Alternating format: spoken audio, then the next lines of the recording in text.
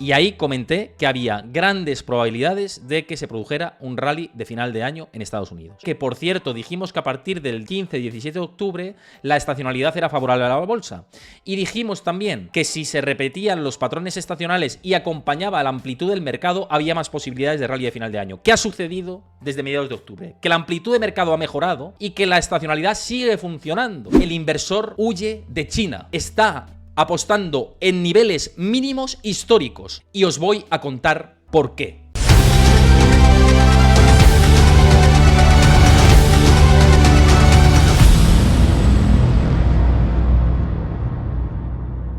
Antes de ver el vídeo al completo, recuerda darle a like, suscríbete a mi canal y déjame tu comentario. Bueno, pues aquí arrancamos este programa de las claves de la semana, este espacio, como siempre, patrocinado por Trade Republic, el espacio de las claves de la semana donde hablo de lo más relevante en términos de la economía y los mercados, o lo que yo considero, vaya, desde mi máxima humildad y sabiendo que me puedo equivocar, por supuesto, pero desde mi visión de las claves de la semana.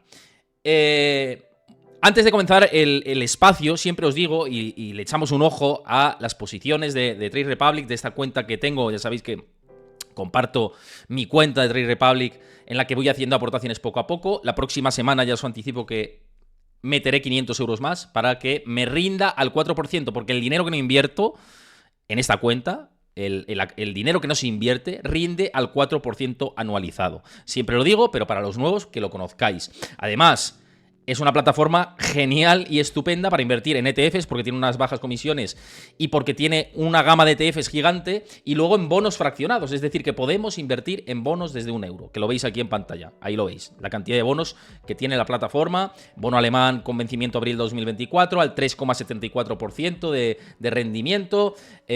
Bonos de Rumanía, de Italia, de Volkswagen, de Goldman Sachs, corporativos estadounidenses y bonos gobierno de Europa. Así que echadle un ojo porque merece la pena. Os pasa Chris por el chat el enlace para que os descarguéis la plataforma. Esto no es una recomendación de inversión, sino la plataforma que yo utilizo para invertir a largo plazo en estos activos y para obtener un rendimiento del 4% anualizado en lo que no invierto. Es lo que yo hago y os lo comparto a vosotros. Tenéis ahí el enlace en el chat que os lo pasa Chris, y además de en el chat, si lo veis desde YouTube, lo tenéis en la descripción del vídeo y en el comentario fijado, ahí abajo. Así que pincha si esto te encaja, que yo os comparto lo que hago desde mi lado. Ya veis que tengo 1.500 y pico euros. La semana que viene tendré 2.000 y pico euros. Y así iremos creciendo y lo iréis viendo crecer.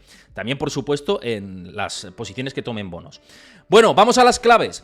Clave número 1. Es una semana que va a ser importante aquí en mi canal de Twitch y en la economía en general, ¿no? Porque vamos avanzando hacia final de año. Los gestores tienen que ir posicionando carteras, ir cerrando posiciones. Además tenemos reuniones de los bancos centrales durante este próximo mes de diciembre y pues conjugar dónde estamos en términos económicos y dónde están los mercados y hacia dónde tenemos que ir dirigiéndonos, ¿no? Entonces, por eso es una semana muy importante ir viendo los datos y cómo estamos en este momento. ¿Y cómo nos encontramos en este momento? Por cierto, María Nups, muy buenas tardes, gracias por pasarte y saludar. También a Miguel EGM, muchísimas gracias también por estar aquí, por saludar. Id comentando por el chat, que siempre es un placer leeros, os lo digo, de verdad. Activamente tenéis el chat a vuestra disposición para que me lancéis preguntas, para que comentéis, para que digáis, oye, esto me preocupa, esto no me preocupa. Lo tenéis ahí activo. Y vamos a la primera clave. Como bien sabéis, hemos estado en temporada de Black Friday, ¿no?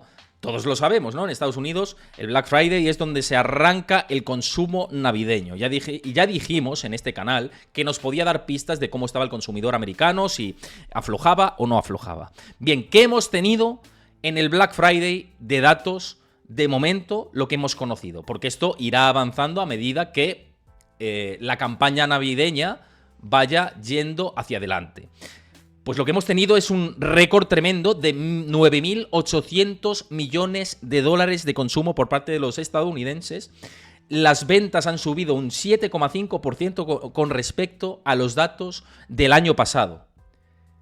Estos son datos de Adobe Analytics, ¿vale? Lo que conocemos, esta información de Yahoo Finance y datos correspondientes a Adobe Analytics. Por lo tanto, de momento, estos datos preliminares que hemos conocido, lo que nos desvelan es que el Black Friday ha sido muy fuerte en Estados Unidos y también a nivel mundial.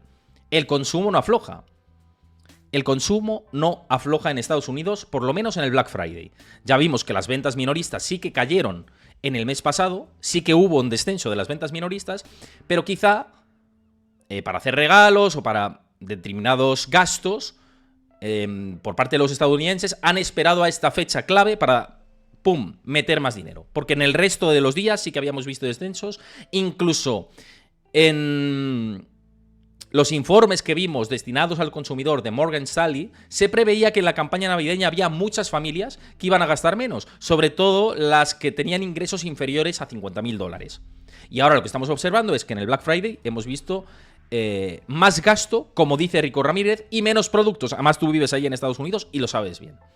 Y a nivel mundial, esa ha sido la tendencia. Más gasto, menos productos. ¿Por qué? Por los efectos de la inflación. Porque lo que costaba antes 1, ahora cuesta 1,2, por poner ese ejemplo. Y como ahora lo que costaba, o antes lo que costaba 1 y ahora cuesta 1,2, pues es más gasto. Es una cuestión lógica.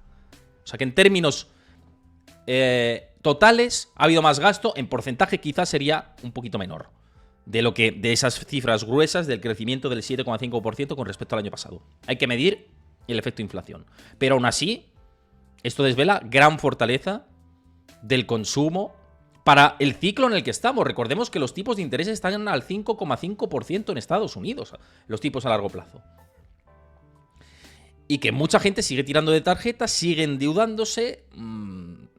Esto se va alargando, ¿no? Ya hemos hecho este análisis muchas veces, no lo vamos a repetir. Pero aquí tenemos las cifras del año pasado. 9.000 millones en ventas, solo en el Black Friday, en Estados Unidos. 9.000 millones. Fue el récord diario jamás visto. Y los mismos datos de Adobe Analytics para 2023 que han mostrado el mayor dato jamás visto nunca en ventas. En términos totales, insisto, vamos a hablar de términos totales. Pero esa es la clave. Porque ¿qué nos puede decir estos números? Pues evidentemente que esa predicción que hizo Bill Gross, de la que nos hicimos eco aquí, en términos informativos, porque aquí lo que compartimos es lo más relevante que se dice por parte de los principales actores de Estados Unidos y del resto del mundo. Y Bill Gross lo que nos decía es, en el último trimestre, como los créditos al consumo, está aumentando la morosidad y los de los pequeños negocios están llegando al 10%, pues lo más seguro es que Estados Unidos entre en recesión en el último trimestre del año. Yo ya sabéis que dije que me parecía muy precipitado todo esto, que no lo veía. Y ahora viendo estos datos, evidentemente esto se descarta completamente, ¿no? Y si nos fijamos en el último GDP Now de la Fed de Atlanta, para ver el impacto, ¿qué impacto puede tener estos datos? Vamos a ver qué datos de ventas minoristas salen y hacia dónde va avanzando el ciclo, que lo hemos dicho al principio del programa. Pero lo que estima la Reserva Federal de Atlanta, que ya sabéis que mide la situación del PIB al momento, hace pues estos modelos de cómo va creciendo el PIB, modelos estimativos en tiempo real, y ahora mismo habría repuntado la última lectura. Ahí lo veis. Vamos a ver si cogemos esta herramienta que siempre utilizo, y veis ahí cómo las estimaciones han subido sobre el PIB. Estarían por encima del 2,1% aproximadamente. El PIB para el cuarto trimestre en Estados Unidos. Es decir, la fortaleza se mantiene con estos números. De momento se mantiene la fortaleza con estos números. Es la realidad. No podemos obviar la realidad y la realidad es la que estáis viendo ahí en pantalla. Con los datos de la Reserva Federal de Atlanta estimativos y que además suelen ser una buena guía. Luego esto varía mucho, es cierto, el mes evoluciona. Pero es así, porque de hecho queda un mes más, queda diciembre. Y hay que ver si en diciembre tenemos datos contradictorios en este sentido. Pero de momento, a finales de noviembre, la Reserva Federal de Atlanta prevé que el PIB de Estados Unidos para el último trimestre, para el Q4, que lo tenéis ahí en pantalla, crezca más del 2%. Esto no es recesión, sin lugar a dudas, no lo es. Ya sabemos también que el PIB es el indicador más atrasado junto con el del desempleo para medir recesiones económicas. Que cuando el PIB ya está en descenso es cuando ya está todo lo malo aquí. Pero es lo que es.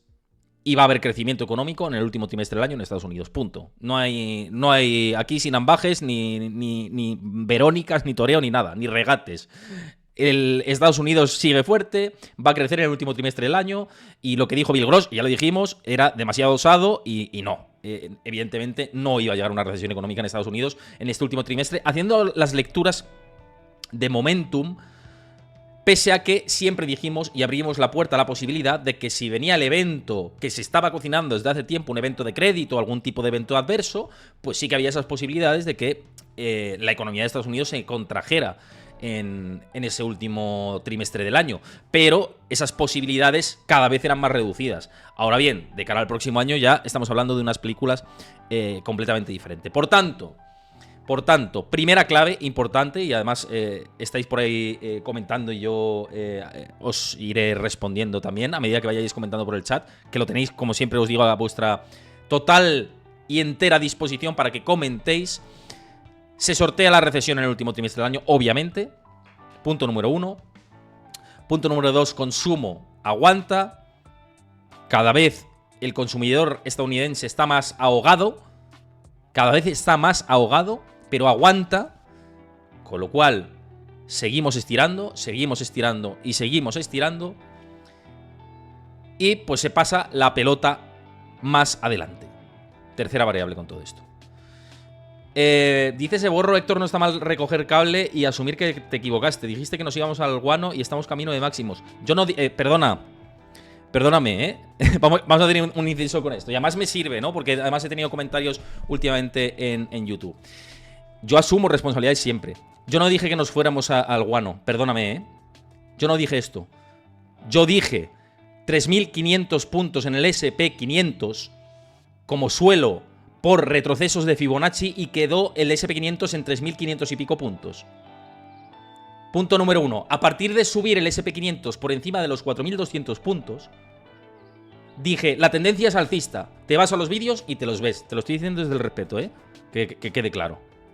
Llevo diciendo meses... Por favor, los que me veis habitualmente, comentad algo en el chat, que siempre soy yo solo. ¿Llevo diciendo meses desde los 4.200 puntos que la tendencia ha cambiado o no lo llevo diciendo? Lo llevo diciendo meses. Y una cosa es la economía y otra no. Y llevo meses analizando por qué Estados Unidos no ha entrado en recesión y por qué se alarga el ciclo. Y por qué el hecho de que se alargue el ciclo es peor para la recesión económica. Eso es lo que llevo diciendo meses. Llevo diciendo meses el ciclo alcista en la bolsa. Y ya no es que lo lleve diciendo meses, es que lo voy a decir hoy. Quédate a la quinta clave y lo voy a decir hoy. Y lo dije la semana pasada también. Y la anterior, y la anterior, y la anterior, y la anterior, y la anterior. Lo llevo diciendo meses. ¿Hace cuánto no me ves? Con todo el cariño, ¿Hace cuánto no me ves? ¿Por qué? Porque te lo has perdido. O nos quedamos en los titulares. Es que yo veo gente que se queda en los titulares. Ese es el problema. Se queda en el blanco y negro que ponemos en YouTube, que queda atractivo, porque así la gente va viendo el vídeo completo.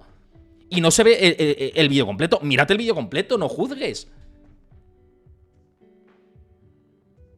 Como dice de Repou, me acuerdo con Cárpatos que lo decíais los dos, que nadie podría decir que era bajista totalmente. De hecho, me criticaron en un vídeo en YouTube, ya ahora que me acuerdo, que yo dije, quien diga que esta tendencia es bajista es bobo o algo así dije. Y me dijeron, joder, es que insultas a la gente, es que no sé qué. O sea, es que me llevo por los dos lados. Pues mira, algo bien estaré haciendo. Si me llevo por los dos lados y estoy desde la neutralidad absoluta, algo bien estoy haciendo. Lo siento mucho. No voy a asumir responsabilidades. Las asumí cuando el SP500, con mi visión personal, no llegó hasta ese suelo. Pero es que ¿quién cojones acierta el suelo? Es que la gente se piensa que tienes que acertar el suelo y los máximos. Pero ¿vosotros creéis que si yo acertase el suelo y los máximos constantemente estaría aquí hablando de información? Estaría en la Bahamas retirado. Nadie acierta. Pero es que ni yo ni nadie. Es que nadie, ni Ray Dalio, ni Warren Buffett, nadie acierta los suelos del mercado ni los techos. ¿De qué coño estamos hablando? Con perdón. Y ya me callo y sigo el este. Y de verdad, aunque sea vehemente hablando, porque yo soy muy vehemente hablando cuando me dicen estas cosas, ¿no? Te lo digo desde el cariño. De verdad, te respeto. Entiendo lo que... o la visión que me estás intentando decir. Pero es que más claro no lo puedo decir. Es que no sé qué queréis que haga, que me desnude y me tatúe aquí. Veo el mercado alcista desde los 4.200 puntos. Veo más posibilidades de rally de final de año. ¿Qué queréis que haga? ¿Que me lo tatúe? Me lo tatúo. Es que no sé ya qué hacer. Lo digo de verdad, es que no sé qué hacer. No, es que llevas hablando de recesión de no sé cuánto tiempo. ¿Y qué hago si los indicadores adelantados, no los de momento, que es lo que estamos viendo ahí, son indicadores de momento? Y los estoy comentando. Es que tienes que comentar también, los estoy comentando. Y estoy diciendo que la economía de Estados Unidos está muy fuerte y los comento. Pero si los indicadores adelantados no se revierten, ¿qué hago? ¿Me los invento? Digo, no, pues los indicadores adelantados apuntan a recesión, pero no pasa nada. No pasa nada. Ya está. Vamos a seguir, que hay muchas cosas que comentar. Vamos a seguir. Que, no, de verdad, que lo digo con vehemencia. Además, este fin de semana estaba hablando de este tema en las preguntas que he respondido por Instagram. Y la verdad que cada vez me lo llevo mejor todo esto. Y yo sé que nuestro amigo que ha comentado aquí en el chat no lo dice a mal. Lo dice como para que tenga humildad y recoja cable. Pero es que, primero, ¿qué cable tengo que recoger cuando yo estoy informando y hablando de posibilidades y probabilidades?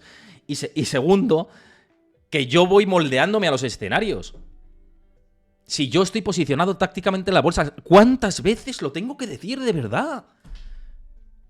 Pero si yo no soy nadie, tío. Yo comparto mi visión con vosotros. ¿Que estoy acertado? Pues oye, fantástico. Más dinero ganaré en mis inversiones privadas. Que no, pues haceos vosotros vuestras estrategias. Que yo no soy nadie para que me repliquéis. ¿De qué estáis hablando? Yo no voy a... Yo voy desde la humildad. Vamos a ver, ¿en qué canal de habla hispana tenéis los expertos que traigo aquí de Wall Street, de España? ¿En qué canal? Decídmelo. ¿En qué canal? ¿En Negocios TV? Sí, también tenéis, por supuesto, y respeto mucho lo que se hace ahí. Pero soy un tío solo, apoyado por 4 o 5 personas más. Valorad eso. Lo digo a la gente que critica y que va a hilar fino. ¿Por qué no hiláis fino en qué he pasado en Wall Street y he sido el único que he grabado entrevistas desde allí y lo he emitido en directo en streaming? Eso no lo ha hecho nadie de medios españoles. ¿Por qué no hiláis fino con eso? En fin, sigamos con las claves. Y vamos a la segunda clave, que es la que quiero analizar más en profundidad. La segunda clave que quiero analizar en mucha más profundidad. Y es a tenor de este gráfico que os he compartido en mis redes sociales, también en mi comunidad de Discord, que aprovecho para deciros que os unáis a mi comunidad de Discord, que ahí comparto gráficos como este, hago análisis para vosotros en detalle, etc.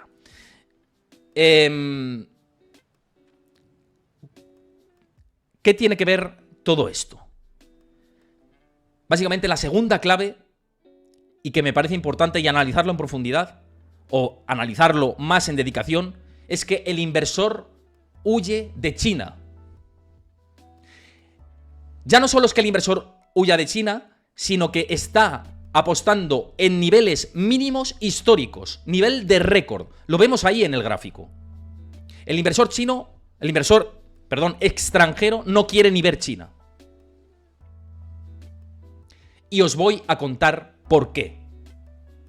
O por qué está esta situación de que el inversor extranjero de momento no quiere apoyar China. Lo veis aquí. Fijaos perdonad que se me abre el Word. Observar la tendencia que estamos viendo con inversor de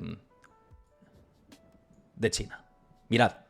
Nunca se había visto esto. Este gráfico es verdad que data desde el año 98, pero está extraído de un informe de banca de inversión en el que, pues, lo que muestra, y lo que veis aquí en el titular del gráfico en concreto, es que el inversor extranjero en inversiones directas está en niveles mínimos. Está en niveles mínimos. ¿Y por qué se encuentra en esta situación? ¿Por qué China está apestando ahora mismo al inversor en estos momentos? Ojo, que luego vamos a analizar si esta fotografía que estamos viendo en la actualidad puede ser interesante de cara a centrarnos a largo plazo en mi visión, humilde punto de vista. Y que nos podemos... que cada uno haga lo que quiera, vaya. Gran Masai, muy buenas tardes, gracias por pasar y saludar. A Alonso también dices, entrando en China estoy. Así van mis babas, dices JM del Álamo. Muchas gracias también por escribir por el chat. Bueno, a todos, gracias por apoyar, Gracias por apoyar. Os mando un abrazo, que sé que siempre está muy bien que apoyéis. Luego vamos a ir a la parte de la inversión, pero os voy a explicar qué está ocurriendo en China. En primer lugar, la regulación que está habiendo en general, o las tareas regulatorias del gobierno chino, no gustan del todo a los inversores institucionales, pero principalmente lo que está disuadiendo a la inversión en términos generales en China, porque luego vamos a diseccionar por sectores, lo que está ahuyentando en general es lo que vamos a ver en pantalla. Esto es de un informe de Goldman Sachs, y lo que observamos es que la venta de viviendas de primera mano en China, ojo, la venta de viviendas de primera mano en China, en términos anualizados, cae un 20,3%. China está viviendo una burbuja inmobiliaria similar a la que pasamos aquí en Europa y a la que se pasó en Estados Unidos. Y esto lo que genera, pese a que ha habido un ligero repunte en los últimos meses, sigue arrastrando los pies. No está en niveles normalizados la venta de viviendas de primera mano en China. El sector inmobiliario está muy mal, y como el sector inmobiliario está mal, el sector financiero va arrastrado por el sector inmobiliario, como sucedió también en Europa. Y como el sector financiero tiene que dar pasos hacia adelante y tiene que sanearse paulatinamente, el institucional dice: voy a esperar a que esto ocurra, porque de momento no veo pistas, indicios, en el corto plazo estamos hablando, de que vaya a suceder. No tiene pinta. Es decir, que el factor número 1 y número 2, ligados los dos, son: 1, la regulación; 2, la crisis inmobiliaria fuerte de China. Por eso estamos en esos niveles tan sumamente deprimidos en términos de inversión directa extranjera en China, en los mercados chinos. ¿Qué más se está observando en China que se vigila desde el punto de vista institucional? Vamos a ver en pantalla este gráfico. Como podéis ver, como podéis observar, preocupa mucho, por un lado a China y por el otro lado al exterior, la fortaleza de su moneda o debilidad de su moneda. China está haciendo grandes esfuerzos últimamente para que su divisa no se fortalezca tanto, porque hemos visto en el último mes cómo ha recuperado terreno frente al dólar. Y China no quiere llegar a un nivel de fortaleza del yuan con respecto al dólar, por la situación tan fuerte que tiene y porque tiene que exportar al resto del mundo. Si la divisa china, el yuan, se revaloriza frente al euro, frente a la libra, frente al dólar, los niveles de exportaciones, como hemos visto en el último mes, no van a ser muy positivos. Necesitan una divisa que esté tanteando entre la fortaleza y la debilidad, ¿no? En terreno neutro. Si se fortalece mucho, mal va. Y es otro factor que también vigilan los gestores de fondos. El dinero no está de momento apostándose en China a nivel masivo por estos tres factores principalmente, ¿no? Luego también preocupa el endeudamiento de algunas administraciones locales, el nivel de empleo juvenil. Hay determinados factores que hacen que, pese a que a largo plazo muchas gestoras de fondos, muchos bancos de inversión sí que digan: tenemos el ojo en China, a nivel mainstream, de momento no se está cargando China. Y de momento se ve China, o se percibe en el momento actual, como un desastre. Ahora bien, ¿esto quiere decir que de cara a largo plazo no haya oportunidad en China? ¿O quiere decir que todo haya sufrido igual en China? No, de hecho, puede estar gestándose una grandísima y magnífica oportunidad en China, pese a que el dinero institucional de momento no esté entrando. Esto es una opinión personal, no es una recomendación absolutamente para nada. Es una visión personal. Por cierto, que veo que comentas ahí... perdonad, veo que has comentado en el chat, Motopuch, los datos del Black Friday. Llegas un poquito tarde, desde el cariño, porque es la primera clave. La primera clave de la jornada de hoy hemos dicho que el Black Friday en Estados Unidos ha registrado 9.800 millones de dólares de... Perdonad, ¿eh? Es que me lo has puesto a huevo, tío. Lo perdón, ¿eh? Hemos dicho esa clave. Hemos dicho esa clave, que el consumo sigue fuerte y que no, que Estados Unidos va a tener un último trimestre bastante fuerte. Gracias por, como siempre, por escribir por ahí, querido amigo. Muchas gracias. Bueno, siguiendo con China, lo que os decía, esto quiere decir que todo sea negro, sea oscuro. La foto del momento sí, es muy oscura. Está pasando por una crisis importante y créete los datos oficiales. Ya os digo, ¿os creíais los datos del COVID en China cuando había saturación absoluta en los hospitales y en las funerarias y presentaban unos datos ridículos comparativamente con Europa o con el resto del mundo? Pues con los datos económicos es una visión personal, pero yo tiendo a creerme los mismos que los del COVID. Es decir, menos 20 me creo los datos oficiales de China. Cada uno se cree lo que se cree. Yo no me los creo a pies juntillas. Y es una visión personal que tengo. Pero es así. Pero fijaos los flujos en China. Esto es muy interesante que lo veáis. A los que invertís en China, que de hecho estaba Paz comentando por ahí... O había comentado Paz algo de China. No sé. No sé si habéis comentado algo de China. No habéis comentado nada de China, vale, perdón. Pero esto es interesante. Los gráficos de los flujos, hacia dónde están entrando el dinero y dónde está saliendo, ¿no? En el gráfico este de la izquierda, que veis en pantalla, veis como desde octubre del 2023... los valores industriales y financieros han visto una enorme salida de dinero, pero enorme. Para que lo podáis ver resaltado aquí. Fijaos, industriales y financieros. Tremenda salida. 21,6% menos en industriales, menos 11,8% en financieros. Importante salida. Pero es que hay salidas también en telecom, en real estate, en IT, en consumo básico, en energía, en sector salud, consumo discrecional, materiales. En utilities, que son servicios públicos, es lo único en donde hubo entrada de dinero.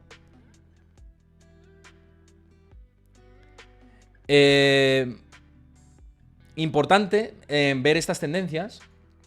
Importante es ver estas tendencias para observar qué sectores pueden estar más penalizados en estos momentos y tienen mejores valoraciones. Y que seguramente digas, joder, es que ni con un palo me meto en estos momentos en este tipo de sectores. Pues si vemos...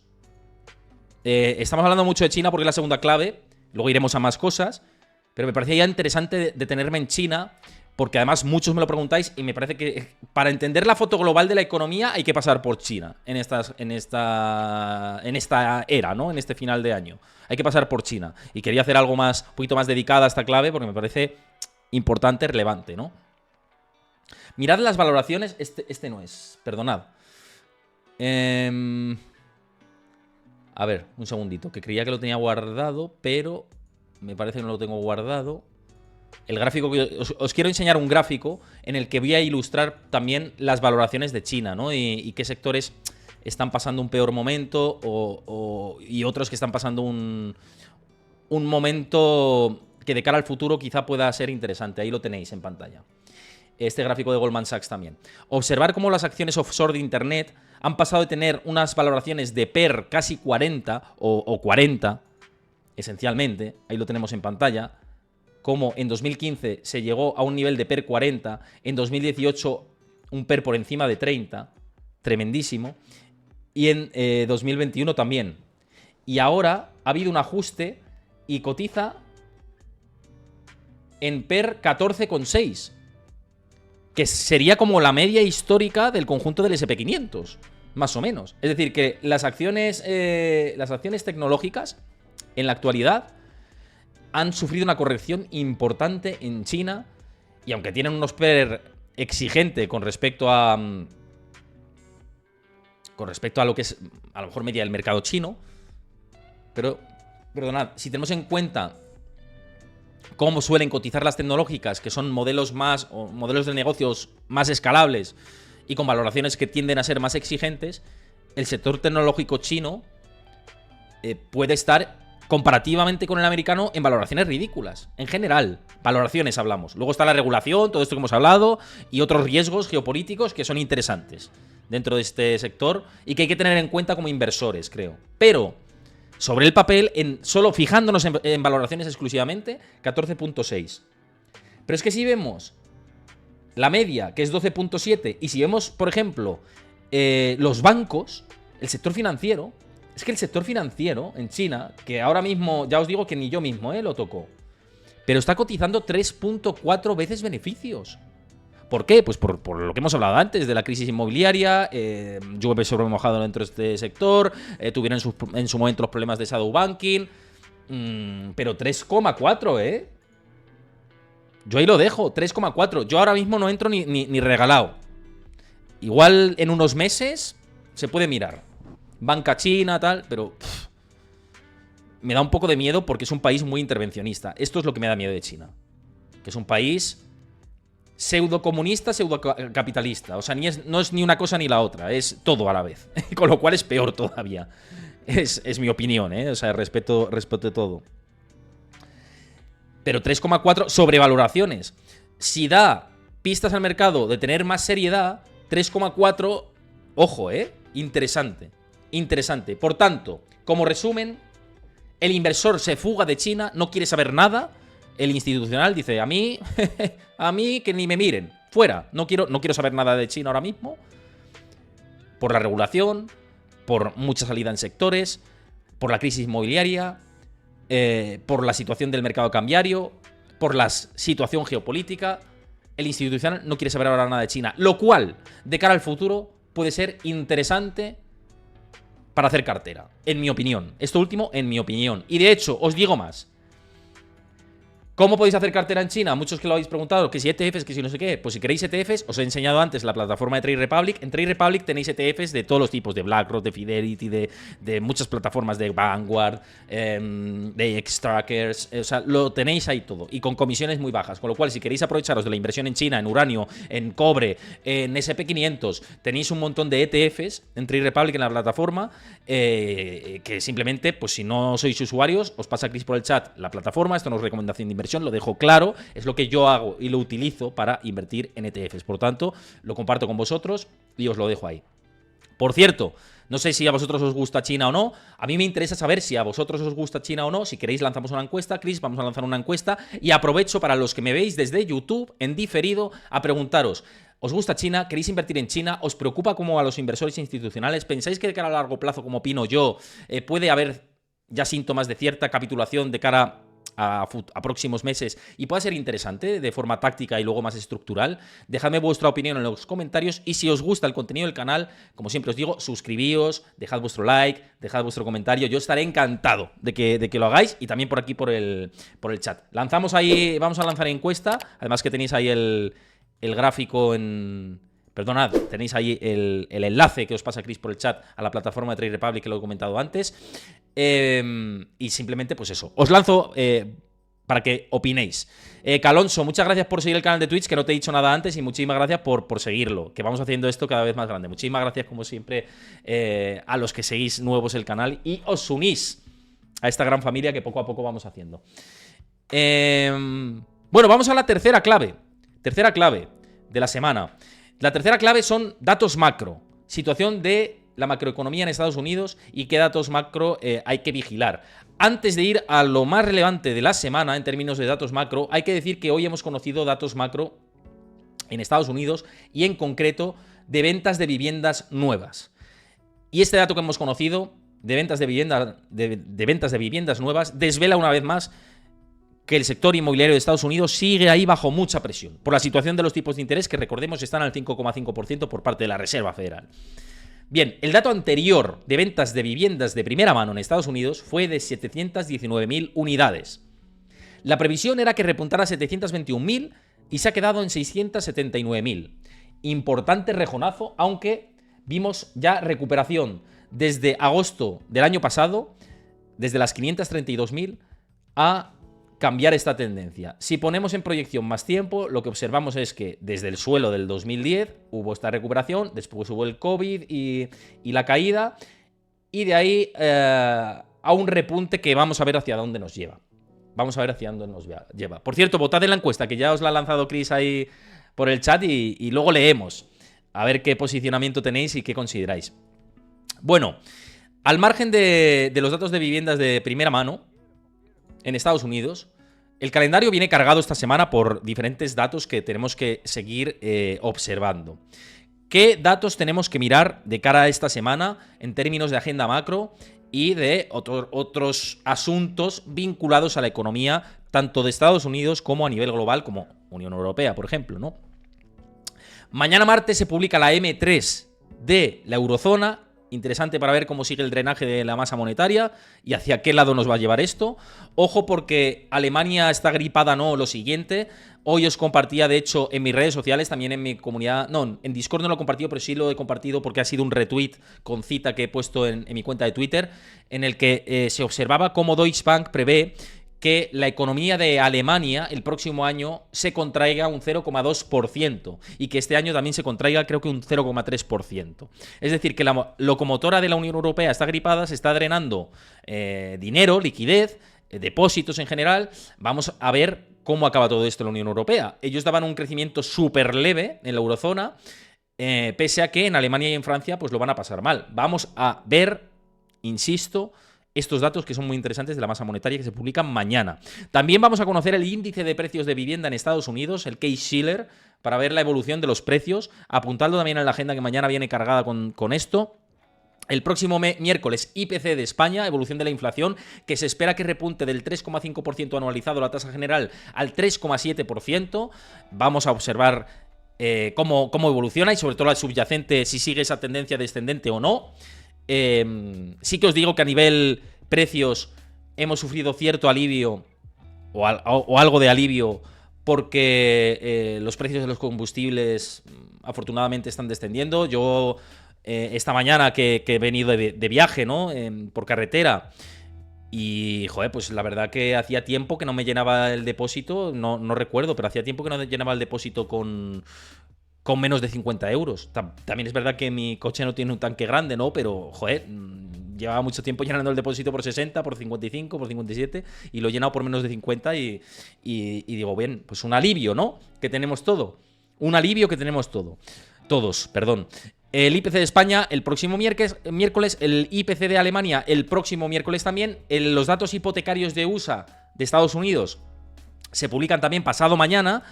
Y el PIB de Estados Unidos. Ojo, el PIB de Estados Unidos, la segunda revisión, el próximo miércoles. Así que apuntadlo ahí también en la agenda. El jueves también vamos a tener datos económicos importantes. El IPC de la eurozona, el paro semanal en Estados Unidos. A ver la tendencia, sobre todo la renovación de los subsidios por desempleo. A ver si el paro es estructuralmente más largo. Las peticiones iniciales también, a ver si hay más gente pidiendo subsidios. Es verdad que estamos en temporada navideña y no suele haber tanto recorte de empleos, aunque la banca de inversión está recortando empleos.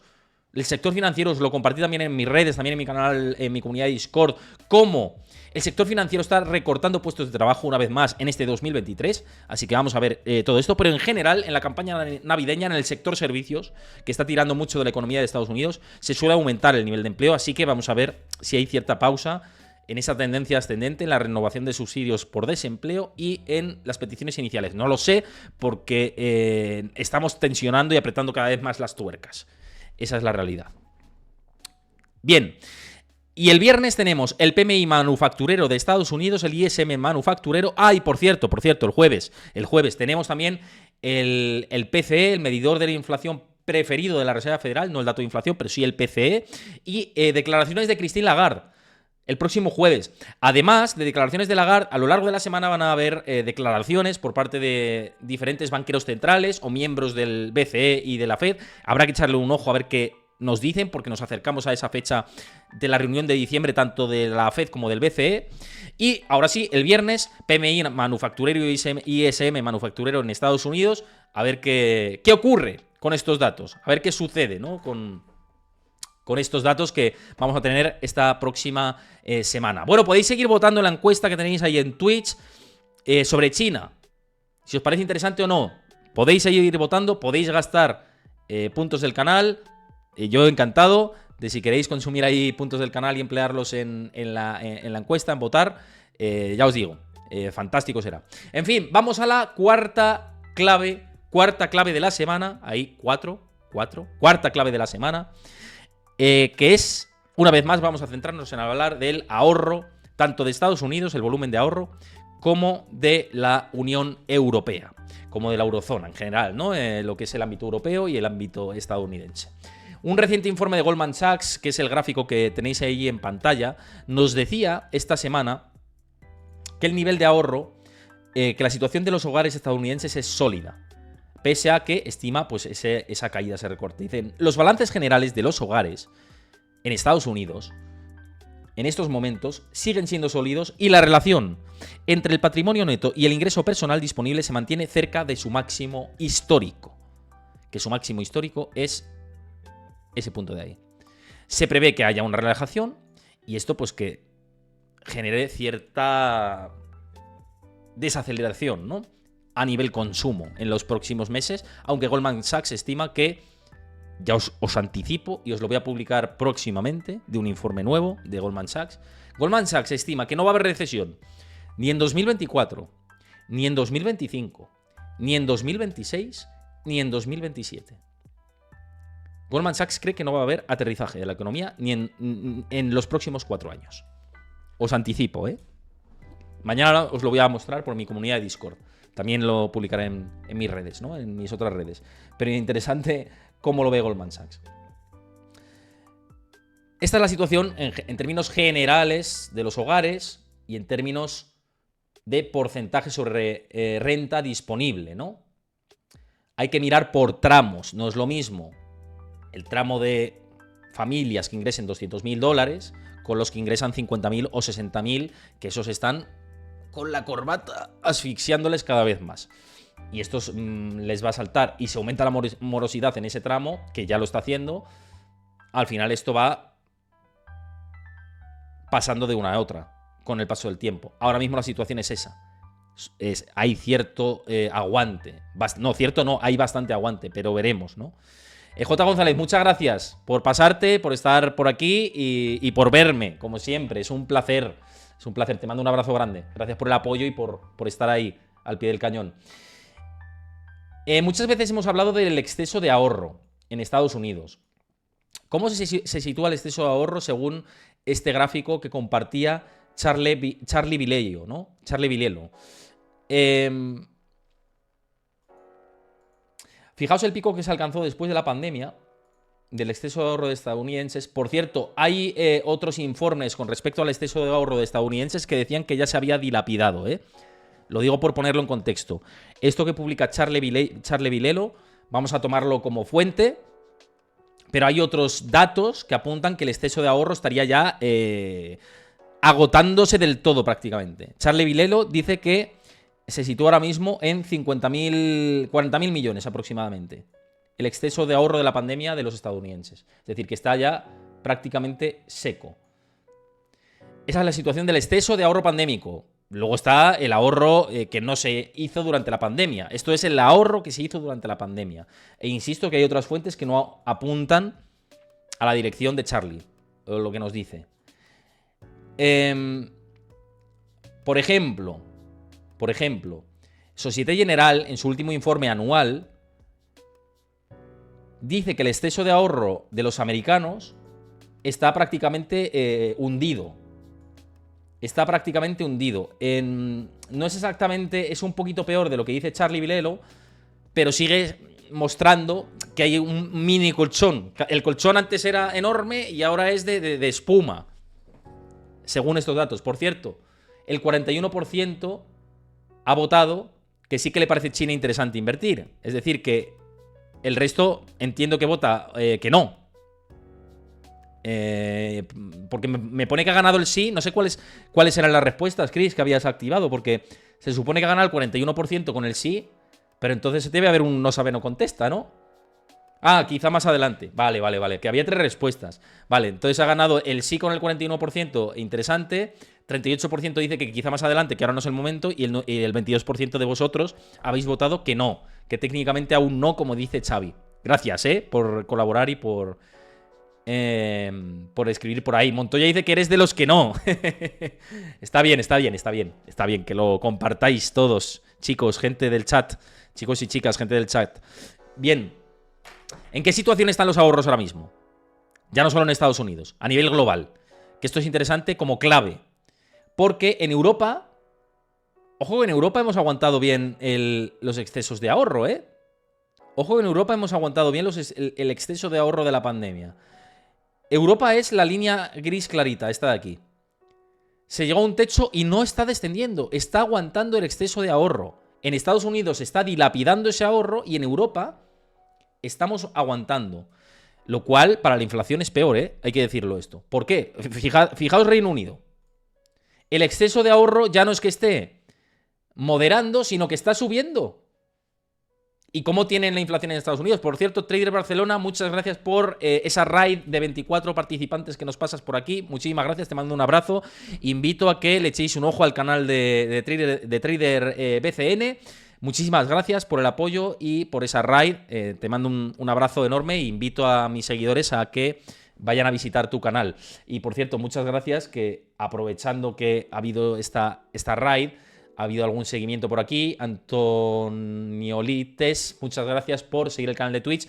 Estábamos hablando de, a los nuevos que vengáis de la raid, estamos hablando del exceso de ahorro que se produjo durante la pandemia y cómo en Estados Unidos se está fumigando ese ahorro, está prácticamente seco, hay que ver diferentes fuentes. Charlie Vilelo, analista de Estados Unidos, dice que aún queda un colchón de goma espuma y Societe General dice que aún queda un colchón de goma espuma de ahorro de Estados Unidos, pero cada vez más fino. Pero estaba diciendo que en Europa se ha mantenido estable y que, por ejemplo, en Reino Unido ha crecido. Y que esto es malo para la inflación. Es decir, que si se lapida el exceso de ahorro, supuestamente irá mejor en términos de inflación. Aunque la Unión Europea ha reducido considerablemente los niveles de inflación, esta es la realidad, ha habido desinflación, pero estamos hablando de base teórica, que luego hay otros conceptos que hay que tener en cuenta, no solo el exceso de ahorro.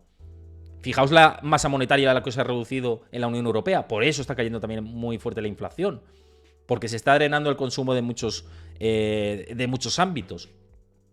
Pero sobre la base, hay que tener en cuenta los factores, pero sobre la base, el hecho de que haya exceso de ahorro puede ser inflacionista, aunque hay que tener en cuenta esas otras variables. En Estados Unidos está seco, en la Unión Europea se mantiene estable en niveles altos, en Japón se está reduciendo muy lentamente, fijaos, en Francia está creciendo, ojo, en Francia está creciendo, y en Alemania está bastante estable. Habría que ver en España cómo está, por observarlo. Pero esto lo que nos dice es o nos muestra por qué el consumo todavía sigue teniendo cabida, por qué los bancos centrales no se fían de la bajada de la inflación, ojo, y hay que ver, ¿no? Sobre todo, yo creo, y además quería concluir esta cuarta clave con un análisis más personal de mi opinión. Que Dito Sama dice, ¿será que ese ahorro salve el hard landing? Sí, sería un cambio de paradigma, ¿no? Yo lo que creo que la tostada está en los bancos centrales. Quien salva el hard landing o no son los bancos centrales. Y si lo salvan emitiendo más deuda por parte de las administraciones, en este caso, si lo salvan aliviando tipos de interés y emitiendo más deuda, el revés a posteriori es peor.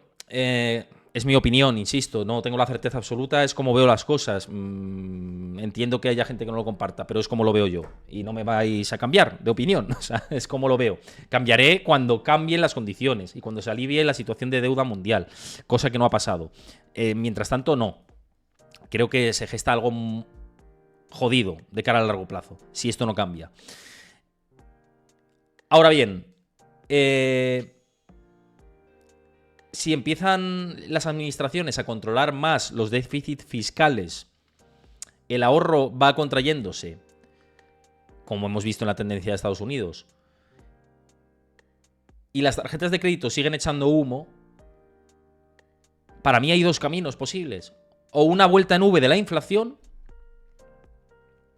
o recesión económica en Estados Unidos y también en los países en el resto de países desarrollados. Por cierto, en la Unión Europea, recesión, en la Unión Europea, en Alemania están en recesión y en el conjunto de la Unión Europea estamos rozando el larguero de la recesión. O sea, que es que ya está aquí, ¿no? Recesión, es que ya está aquí, en realidad, en la Unión Europea. Lo que hablamos es de Estados Unidos, ¿no? Cuando hablamos de recesión. Por cierto, Estados Unidos estuvo en recesión técnica en 2022. No hubo impacto en el desempleo, pero ya estuvo en recesión técnica. Ojo, es que aquí se nos olvida, que las lecturas fueron esas y que luego la Reserva Federal abrió la ventanilla de descuento con el que evitó una recesión más gorda con la crisis de la banca regional. También se nos interesa. Se nos olvida hablar de eso. No interesa. Pero es así, es la realidad. Están esos dos factores que entraron y se evitó algo más gordo. Bien o mal para el futuro. Habrá que verlo. Bien o mal para el futuro. Eso habrá que verlo. Dicho esto, opinión con respecto a lo que digo es: ¿por qué creo que o inflación o recesión? Porque si el consumo sigue aguantando y si las instituciones de repente dicen, ay, pues tenemos una inflación, imaginaos, al 2,5% y lo relajamos, porque el empleo está al final tal, no sé qué, bueno, nos acercamos al 2% y vamos a bajar los tipos de interés. Si eso pasa, yo creo que la inflación vuelve.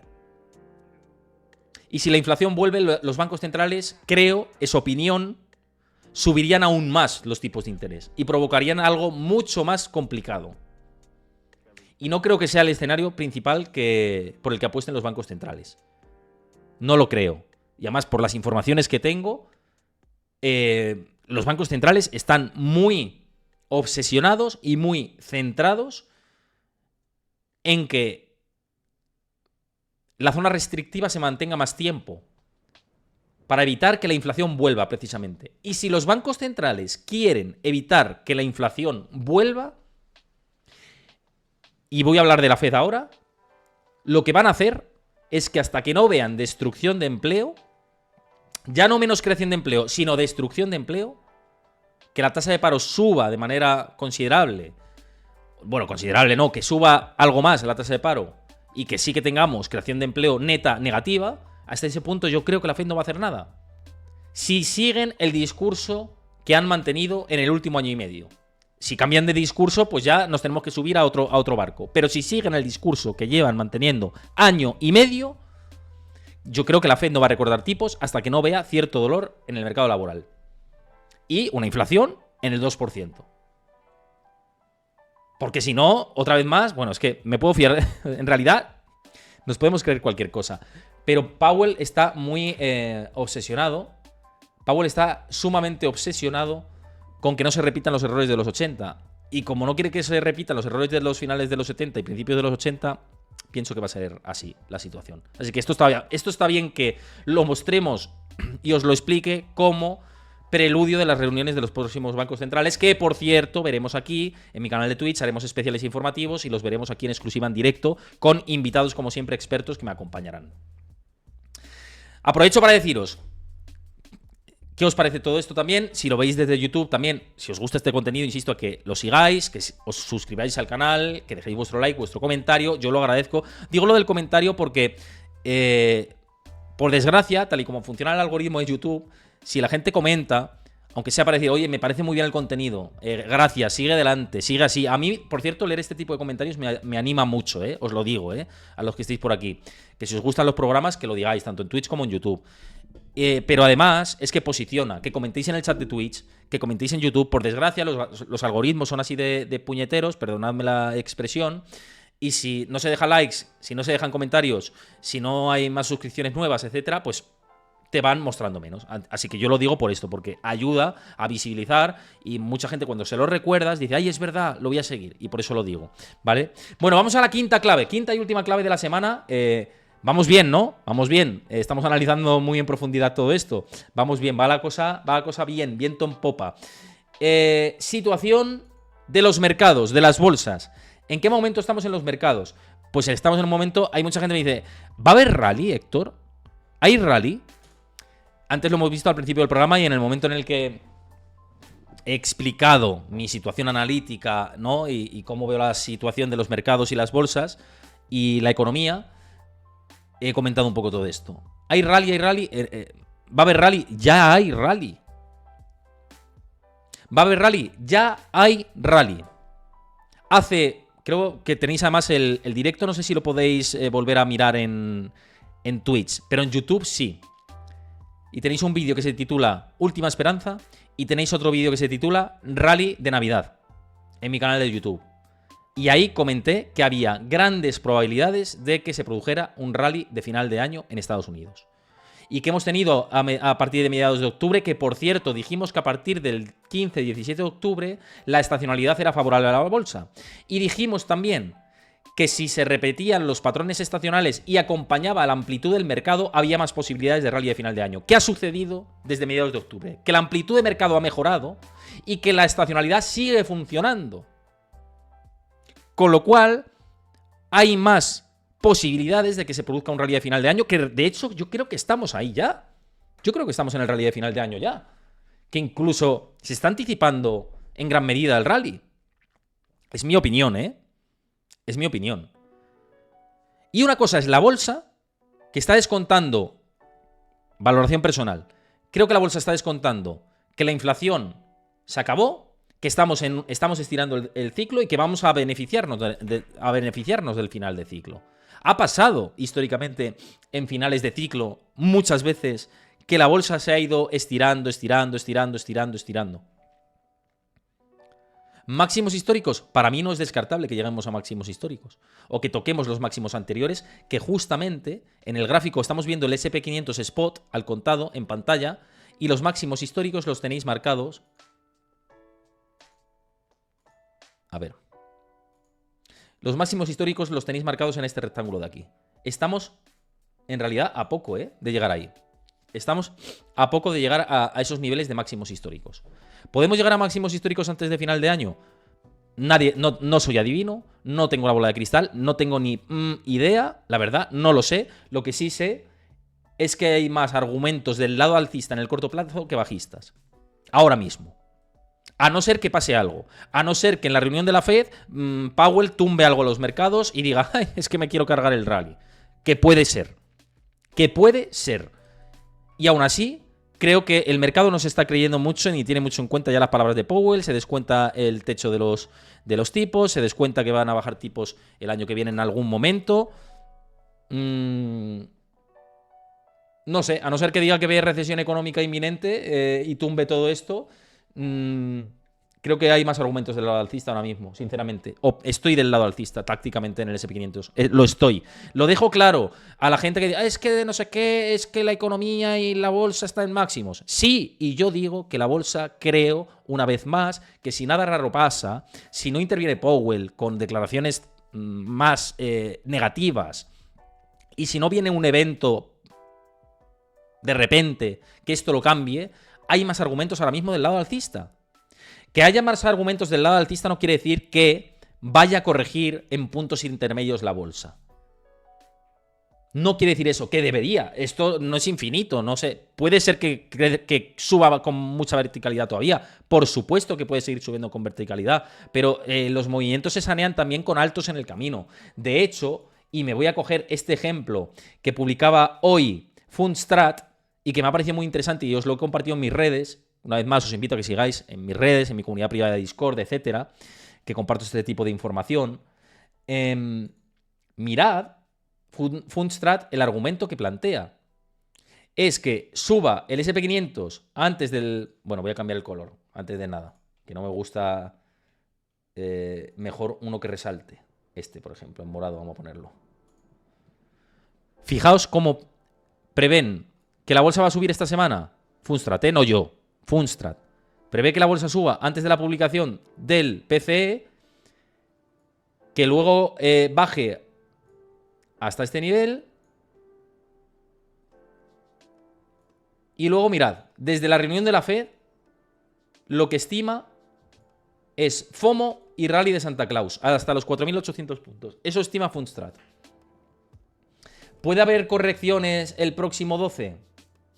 con la publicación de los datos de inflación que se publican el próximo 12 de diciembre, que es lo que vemos aquí. Este es el movimiento de la bolsa trazado en los últimos meses, ¿no? En los últimos meses, desde diciembre, desde el 30 de noviembre, 12 de diciembre, perdón, 8 de diciembre, 12 de diciembre y 13 de diciembre, que es la reunión de la FED, y a partir de ahí. Es una idea que lanza esta firma de análisis y creen que puede ser un movimiento que puede tener la bolsa. Que con el PCE la bolsa caiga, que con la publicación de empleo suba, que con que después vuelva a producirse otra caída y que con los datos de inflación, que se muestre todavía que la desinflación siga adelante, suba y que después de la reunión de la FED ya se produzca un rally de final de año que nos lleve a máximos históricos. Eso dice Fundstrat. Yo no lo sé, ¿eh? Yo no lo sé. Yo os lo muestro porque es una información que así vosotros tenéis también disponible. Y que tengáis en cuenta que hay una firma de análisis que nos está diciendo esa teoría de ahí. Que hay posibilidades de que ya no es que haya rally de Navidad, sino que sea un rally que nos lleve a máximos históricos. Yo ahí lo dejo. Esto lo dice Fundstrat. Más. Esto es una idea que me parecía interesante con respecto a la bolsa, que publicaba el equipo de analistas de RBC, que dice que hay que tener cuidado con las crisis que pueden venir de pronto y que en algunos casos, cuando hay recesión económica, también hay subidas en la bolsa. Esto es interesante también. Dejadme un momento que bebo agua.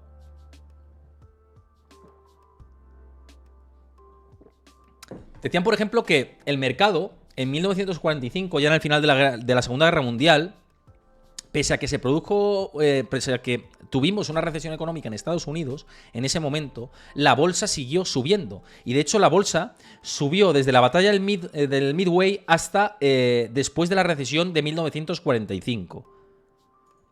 Y dice, cuidado con los escenarios de que en recesión puede haber caídas en la bolsa, porque en 1945 y con un momento de guerra total, hubo subidas en la bolsa. Es cierto que después de la Segunda Guerra Mundial hubo caídas en la bolsa. Después del año 45, 46, 47, sobre todo 47, hubo caídas en la bolsa de manera importante. Pero que cada circunstancia histórica hay que darle... o sea, cada circunstancia histórica tiene su momento y puede ser que haya un mal comportamiento de la economía y que la bolsa vaya por otro lado. Que es algo que tenemos que tener en cuenta y presente. Pese a que haya desaceleración de la economía, hay que mirar otros factores dentro de la bolsa. Y esto será un debate que tendremos que tener en el próximo 2024. Ya os anticipo que es un debate que seguramente tengamos que tener en el próximo 2024. Y ya por último quería comentaros las declaraciones de Michael Hartnett de Bank of America en su último informe de temáticas de Bank of America, que él también escribe ahí, escriben más analistas de Bank of America, y Michael Hartnett dice que espera un aumento del 10% después de que se produzca un hard landing, un aterrizaje forzoso de la economía de Estados Unidos. Y que será que cuando la economía de Estados Unidos entre en recesión, para él será un gran momento de entrar, de invertir en la bolsa de Estados Unidos. Es menos optimista en el Eurostoxx y sigue pensando que a lo largo de 2024 se va a producir algún susto inesperado. Él es muy positivo para la bolsa después de que se produzca un aterrizaje forzoso en 2024. Son las ideas de Hartnett. Vamos a ver qué sucede durante el conjunto del 2024.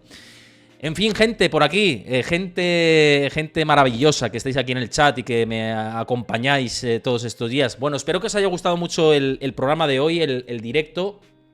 Insisto, si sois nuevos por aquí, no conocéis mi canal de Twitch y os ha gustado este programa de las 5 claves que siempre hago todos los lunes, pues nada, que sigáis el canal de Twitch, que os podéis suscribir y es un apoyo para mí y todo el equipo que hacemos posible todo esto. Y que sí, bueno, insisto una vez más, soy muy pesado, sé que soy muy pesado, lo sé, perdonadme por la pesadez.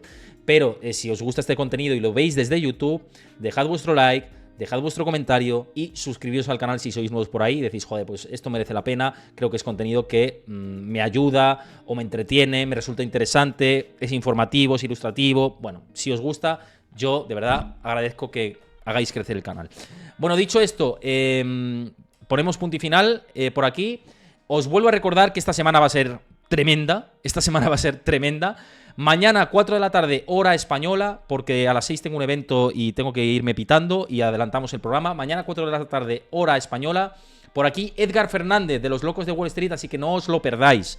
El miércoles, a las 6 de la tarde, Daniel Lacalle, economista jefe de Tresis, 6 de la tarde, hora española, no os lo perdáis.